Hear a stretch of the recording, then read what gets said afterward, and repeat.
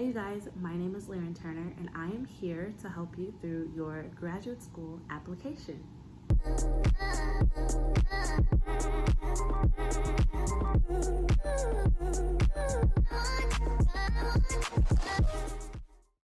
In my last video, I broke down the different types of graduate programs that you can apply to, but in this video, we are going to get into the actual application form. Now, this series is going to go through the entire application process, all the key components, but this episode is talking about the application itself and a preview into some of the other aspects of the application that I will address in future videos. In the next clip, I'm going to be sharing my computer screen, but I will still be in the corner somewhere. Basically, we are going to walk through the application form for my university, UT Health GSBS, the Graduate School of Biomedical Sciences. However, this is a general walkthrough of what the majority of graduate school applications look like, regardless of if it's in natural sciences or in a different aspect. These are some of the major components that you will see. Okay, welcome to my screen. I'll kind of be looking at the camera, but mainly looking at my computer. And let's look at part 1. So basically, this is the program information. I have an actual application saved, but I don't feel like trying to cross out everything, so I'm not doing that. We're gonna do a fresh application. So you go to the website, you make an account, your name, email, and then it takes you to an actual portal, and in the portal, you'll get this information. So here we're gonna pick a degree plan, and let's do PhD because that's the program I'm in, and you would pick whatever you want, like MS, and do PhD, whatever. Then it says areas of research interest. So of course, make sure you read this stuff right here. That's important, but I'm trying to give us a summary. The areas of research interest. So at this point, you're picking a program, and that's something that you should have looked into prior to starting your application. So you're gonna find a program that you're interested in. So whether it's, for me, genetics, some other people might be biochemistry, somebody else may be physics. You pick the program that best suits you. Citizenship, if you are born in the country of the United States, scroll all the way down to the United States, and you are a U.S. citizen, yes. State of residency, Texas. Ooh. County, Fort Bend County, whatever county you're in, it doesn't matter, we'll do Fort Bend. Now, let's say you're an international student. What happens then? So let's say I was born in Turkey, and I'm not a U.S. citizen. Then the question will ask, are you a permanent resident of the U.S.? If you say yes, you will say the state you reside in, and then the county you're in, and then also what visa type you have. I am not an international student, so I do not know the specifics of what this is. However, you can reach out to your admissions committee and ask them if you have specific questions about filling out that information. Now, let's say if I wasn't a permanent U.S. resident, then you still have to complete the birth city that you were born in, and then this country that you have citizenship in. So, just so you know. Personal information. So, salutations. Are you a Mr.? Are you a Mrs.? Are you a Miss? Doctor? Other? Whatever. I'm a Miss. I'm not married yet. Family last name, Turner. First name, Lauren. Middle name, not required. Date of birth. You fill out your birthday. This is basic application stuff, you know. I just want you guys to see what's all there. Your educational background. Have you earned or will you have earned a degree from a U.S. college or university? Yes or no? So basically, if you're in like your undergrad, when are you going to get your degree if you haven't gotten it already? Or if you've already gotten it, what year did you get it? And then have you previously attended or applied to any school within UT Health Houston? All grad programs will ask you that if you've already applied to one of their schools. And I believe, let's see what happens if you say yes. So if you say yes, they just, I guess, want to pull the records for whatever reason. And you're just going to fill out the information accordingly. Your name, what your ID was on your application, if you attended, when did you attend, are you currently employed by the institution, and some applications may also ask you if you have relatives that might be working or employed by the institution you're applying to graduate school at. So pay attention to those details. Previous education.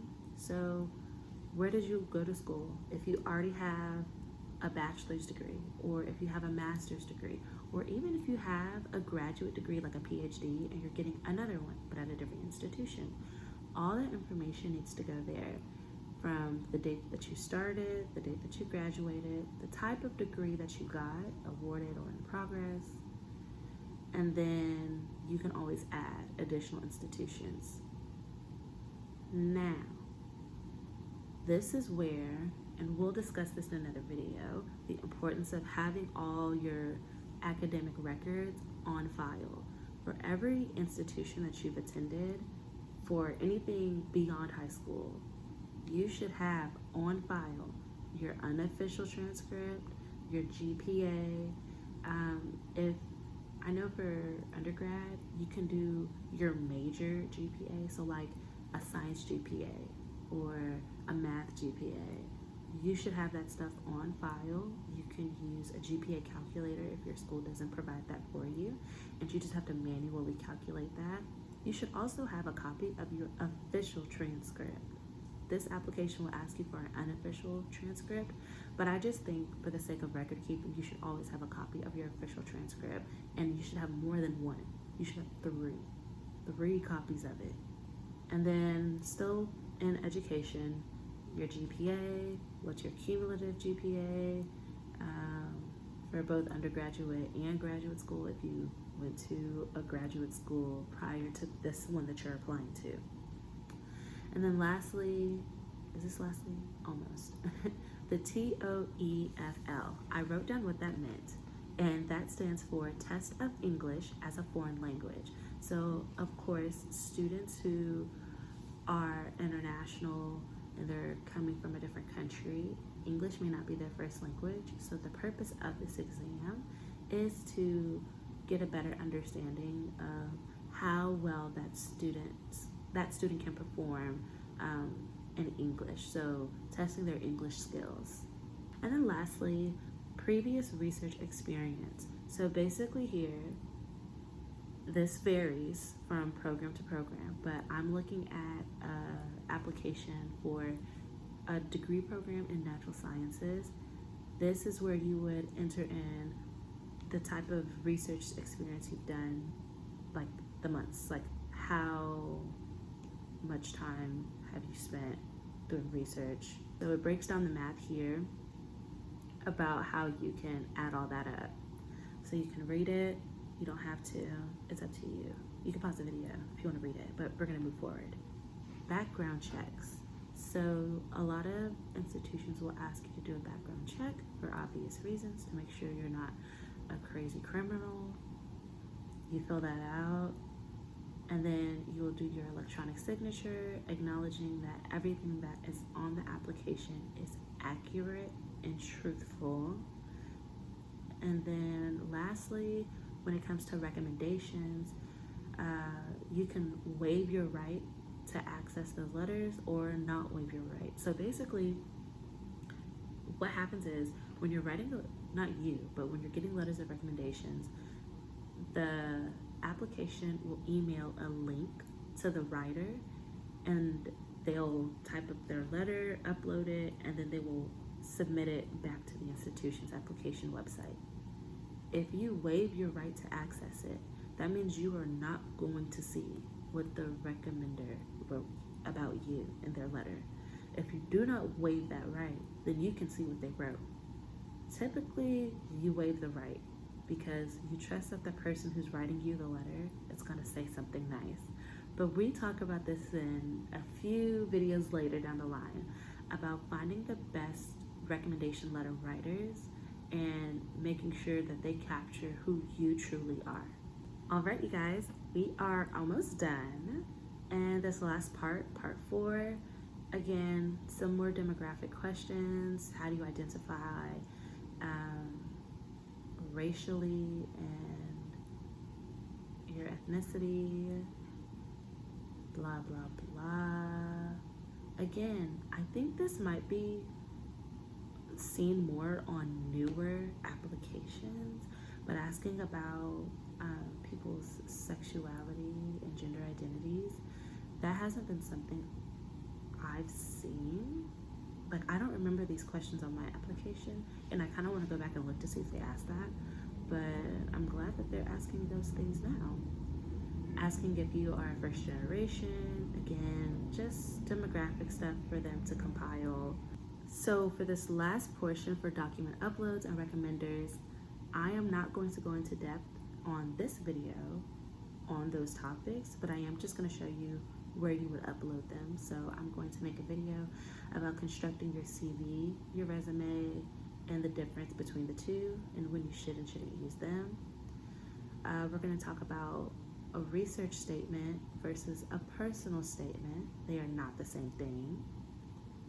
We're going to also talk about other statements. So on this application, there is an overcoming adversity statement. Basically, it's to talk about your experience as someone who is disadvantaged or has a disability. Disadvantage as in coming from a disadvantaged background. So whether that's as a woman, as a person of color, having a disability, financially, that whole spectrum. In addition to that, I've also seen some of these applications ask for something called a layman's research statement. And so when I talk about the different types of statements that you'll find on a graduate school application, we're going to break all of those down, and we're going to actually look at real statements that people have submitted. Then lastly, your transcript, which I mentioned earlier, and we're going to talk about the stats surrounding transcripts, GRE scores, the TOEFL score, all those things.